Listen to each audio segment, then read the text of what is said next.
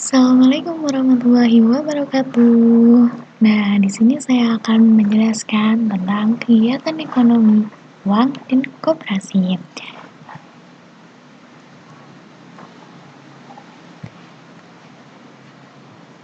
Berikut adalah poin-poinnya, yaitu kegiatan ekonomi, uang, dan koperasi. Yang pertama adalah kegiatan ekonomi. Nah, apa sih kegiatan ekonomi itu?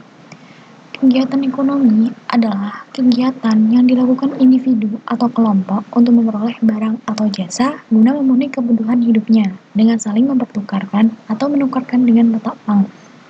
Nah, kegiatan ekonomi manusia pada zaman dulu adalah barter atau saling mempertukar barang.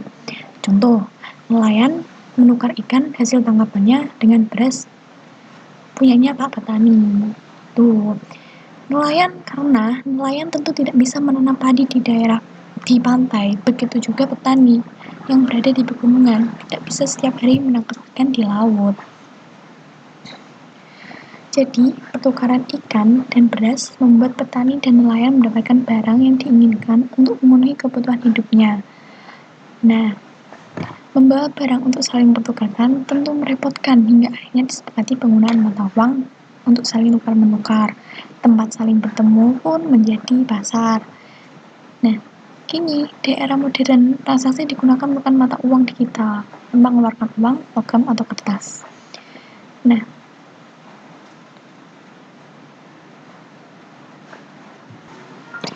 kegiatan ekonomi ini itu pada dasarnya merupakan bagian yang tidak dipisahkan dari sisi kehidupan manusia.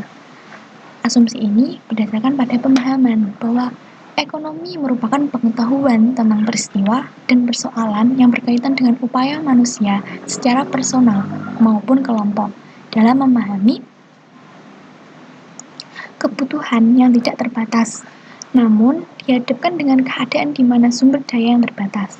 Nah, untuk memenuhi kebutuhan yang tidak terbatas tersebut, setiap kelompok maupun individu dituntut untuk mengarah segala kemampuan yang dimilikinya dengan cara menggunakan strategi-strategi sebagai instrumen dalam menghadapi persaingan yang semakin kompetitif ini. Seperti dalam konteks zaman sekarang ini, persaingan yang kompetitif merupakan sebuah indikasi bahwa untuk mencapai suatu hasil yang maksimal harus mempunyai kemampuan, kesiapan, serta kesigapan yang komplit. Logikanya seperti ini, jika seorang tidak mempunyai seperti yang disebutkan tadi, maka konsekuensinya adalah mereka akan menjadi yang termarginalkan. Sehingga siapa yang cepat, siap, serta cekatan, maka dia akan dapat. Nah, untuk kegiatan ekonomi itu seperti itu. Selanjutnya, kita akan mengetahui ada banyak nih kegiatan ekonomi seperti perikanan, perindustrian, konstruksi, perhutanan, peternakan, pertambangan, jasa, dan lain-lain sebagainya. Kegiatan ini diklasifikasikan menjadi 3 bidang. Yang pertama, kegiatan produksi. Kedua, kegiatan distribusi. Yang ketiga, kegiatan konsumsi.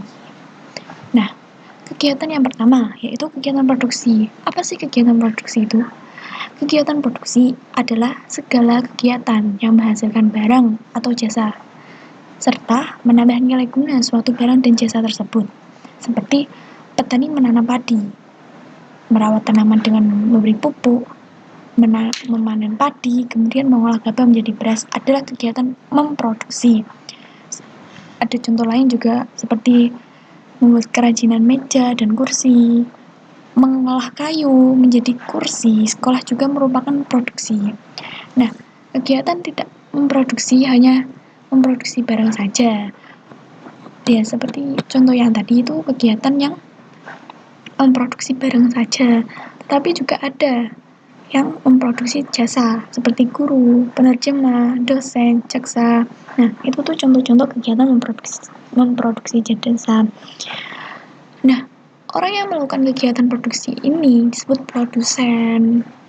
Nah, selanjutnya adalah kegiatan distribusi. Apa sih kegiatan distribusi tersebut? Nah, distribusi merupakan barang dan jasa yang diproduksi itu harus diantar ke pasar atau atau diproduksi ke penggunanya. Seperti ya, ini berurutan setelah diproduksi kemudian distribusi. Nah, seperti beras hasil olahan petani tadi di pedesaan harus dibawa ke kota untuk penduduk kota.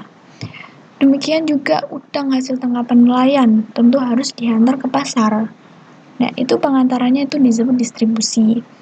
Kegiatan mengalirkan barang hasil produksi ini disebut dengan distribusi. Orang, kelompok, atau lembaga yang melakukan distribusi disebut distributor. Kegiatan distribusi juga termasuk gudang sementara tempat barang dari produsen sebelum dihantarkan ke penggunanya. Selanjutnya, kegiatan konsumsi. Nah, setelah adanya produksi, distribusi, selanjutnya adalah konsumsi. Apa sih kegiatan konsumsi itu? Kegiatan konsumsi merupakan pengurangan nilai guna barang atau jasa. For example, seperti contoh, beras hasil produksi petani yang dibeli oleh sebuah keluarga sebanyak 10 kg dan diolah menjadi nasi. Nah, itu mengkonsumsinya. Seperti hasil produksi yang berkurang karena konsekuensinya dari keluarga tersebut. Pelaku bisa berupa orang, kelompok, atau lembaga yang melakukan kegiatan konsumsi. Nah, itu disebut sebagai konsumen. Konsumen ini termasuk rumah tangga, pemerintah, perusahaan industri, tempat bertemunya penjual dan pembeli untuk melakukan transaksi. Nah, itu disebut pasar. Biasanya agar distribusi itu sampai kepada konsumsi harus melewati adanya tukar, merupakan kegiatan ekonomi. Yang kedua adalah uang. Uang, apa sih uang? Uang adalah sesuatu yang secara umum diterima di dalam pembayaran untuk pembelian barang-barang dan jasa-jasa untuk membayar utang-utang. Dan juga sering dipandang sebagai kekayaan yang dimiliki yang dapat digunakan untuk membayar sejauh tentu utang dengan kepastian dan tanpa penundaan. Nah, ada mata uang juga. Pengertian mata uang terdapat pada pasal 1 Undang-Undang Nomor 7 Tahun 2011 tentang mata uang yang menyatakan bahwa mata uang adalah uang yang dikeluarkan oleh Negara Kesatuan Republik Indonesia yang disebut sebagai rupiah. Nah, kedudukan mata uang langsung diamanatkan oleh konstitusi yaitu pada pasal 23B Undang-Undang Dasar Negara Republik Indonesia pada 1945 yang menyatakan bahwa ialah macam dan harga mata uang ditentukan dengan undang-undang. Nah, penetapan dan pengaturan tersebut diperlukan untuk memberikan perlindungan dan kepastian hukum bagi macam harga mata uang. Selanjutnya fungsi uang. Nah, yang pertama adalah berfungsi sebagai satuan hitung atau satuan nilai, unit of action. Nah, apa sih itu? Ini adalah salah satu fungsi uang yang umum, adalah sebagai satuan hitung. Nah, satuan hitung dalam hal ini dimaksud sebagai alat yang digunakan untuk menunjukkan nilai dari barang-barang dan jasa-jasa yang dijual beli. Nah, besarnya kekayaan serta menghitung besar kecilnya utang atau dapat dikatakan sebagai alat yang digunakan dalam menentukan harga barang dan jasa. Nah, yang kedua, alat penukar atau perantara dalam tukar-menukar, medium of exchange. Nah, dengan adanya uang kegiatan tukar-menukar akan lebih mudah dibandingkan dengan cara barter.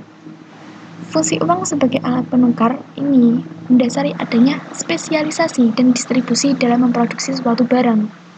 Yang ketiga adalah penimbun kekayaan atau penyimpanan nilai, store of value. Nah, dengan menyimpan uang, berarti kita menyimpan atau menimbun kekayaan sejumlah uang yang disimpan, karena nilai uang tersebut tidak akan berubah. Selanjutnya, yang terakhir adalah standar cicilan utang. Nah, dengan adanya uang akan mempermudah menuntun standar pencicilan utang secara tepat dan cepat, baik secara tunai maupun secara angsur. Nah, yang ketiga adalah koperasi. Koperasi sebagai organisasi ekonomi adalah organisasi yang mengandalkan kepercayaan masyarakat untuk menyimpan dananya. Pada koperasi semata-mata dilandasi oleh kepercayaan bahwa uang yang dapat diperoleh kembali pada waktu yang disertakan dengan imbalan. Nah, maka dengan demikian, guna tetap membekalkan kepercayaan masyarakat terhadap koperasi, pemerintah ini harus bertindak, yaitu berusaha melindungi masyarakat dari tindakan-tindakan lembaga ataupun oknum yang tidak bertanggung jawab yang merusak sandi-sandi kepercayaan masyarakat. Nah, karena bila terjadi suatu kelenturan kepercayaan masyarakat terhadap koperasi, maka hal ini merupakan suatu bencana perekonomian negara yang sangat sulit untuk dipulihkan kembali, sehingga dalam hal ini masyarakat sangat membutuhkan adanya suatu perlindungan hukum yang dapat menjamin dan melindungi uang anggota yang ada pada koperasi tersebut. Nah, demikian juga pemerintah memberikan bimbingan, kemudahan, perlindungan kepada koperasi.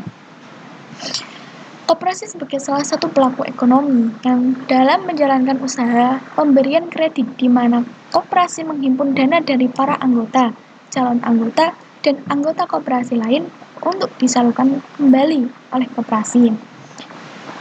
Melalui memberikan kredit kepada para anggota, calon anggota, dan anggota koperasi lain sehingga pemberian kredit tersebut bisa meningkatkan kesejahteraan masyarakat. Cukup sekian, ini adalah daftar pustakanya dari materi-materi tersebut, yaitu karangan aku dan seterusnya ini. Profil saya berasal dari Universitas Islam Negeri Maulana Malik Ibrahim Malam, jurusan Pendidikan Guru Madrasah Ibtidaiyah, dan nama saya adalah Nurul Ismail. Terima kasih. Assalamualaikum warahmatullahi wabarakatuh.